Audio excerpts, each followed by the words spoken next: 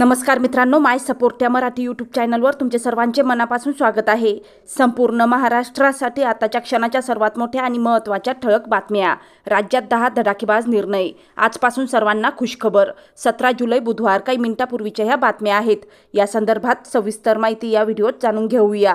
तत्पूर्वी तुम्ही माय सपोर्ट या मराठी यूट्यूब चॅनलवर नवीन असाल तर खाली दिलेल्या लाल रंगाच्या सबस्क्राइब बटनावर क्लिक करा आणि समोरील बेल आयकॉन क्लिक करा, जेणेकरून महाराष्ट्राच्या ताज्या बातम्या तुमच्यापर्यंत सर्वात आधी पोहोचतील। तर चला सविस्तर बातम्या जाणून घेऊया।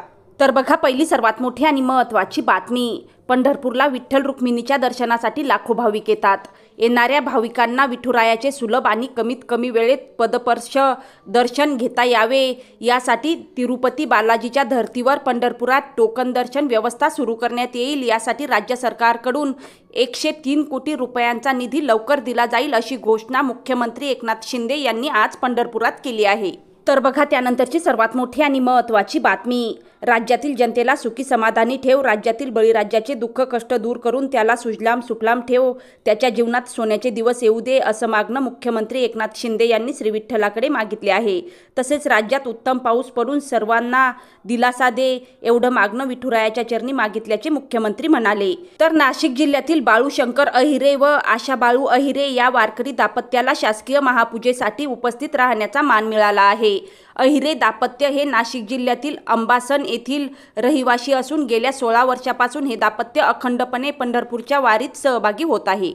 त्यानंतरची सर्वात मोठी आणि महत्त्वाची बातमी बघा। आगामी विधानसभा निवडणुकीच्या आधी राज्यातील महायुती सरकार शेतकऱ्यांना 3 लाखापर्यंतची कर्जमाफी देण्याची शक्यता आहे।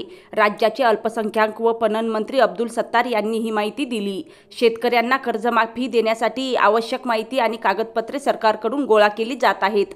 राज्याचा आणि केंद्र सरकारचा वाटा मिळून शेतकऱ्यांना 3 लाखापर्यंतची कर्जमाफी देण्याचा सरकारचा प्रयत्न असल्याचे अब्दुल सत्तार यांनी सांगितले आहे। त्यानंतरची सर्वात मोठी आणि महत्त्वाची बातमी बघा।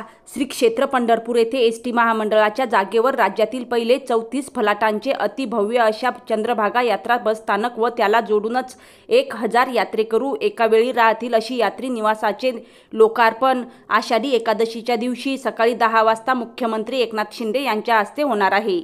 यावेळी सोलापूर जिल्ह्याचे पालकमंत्री चंद्रकांत दादा पाटील उपस्थित राहणार आहेत। त्यानंतरची सर्वात मोठी आणि महत्त्वाची बातमी बघा। लाडकी बहीण योजनेनंतर विद्यार्थ्यांसाठीही खास विद्यावेतन योजनेची घोषणा मुख्यमंत्री एकनाथ शिंदे यांनी आज पंढरपुरात केली आहे। 12वी पास झालेल्या विद्यार्थ्यांना 6,000, डिप्लोमा 10 आणि डिग्रीच्या विद्यार्थ्यांना 12,000 रुपये विद्यावेतन देण्याची घोषणा केली आहे। त्यानंतरची सर्वात मोठी आणि महत्त्वाची बातमी बघा। मनोज जरांगे पाटील यांच्या नेतृत्वाखाली राज्यात मराठा आरक्षणाच्या मुद्द्यावरून रान पेटलेले असताना सरकारकडूनही सगळे सोयरे संबंधी अध्यादेश काढण्यासंदर्भात सरकारी पातळीवर हालचाली सुरू आहेत। एकीकडे सरकारी पातळीवरून निर्णय होत असताना विकासाच्या मुद्द्यावरही मराठा समाजाला आपलेसे करण्याचा प्रयत्न सरकारकडून होताना दिसत आहे। त्याचाच एक भाग म्हणून पंढरपूर येथे आता पहिले मराठा भवन उभारण्यात येणार आहे।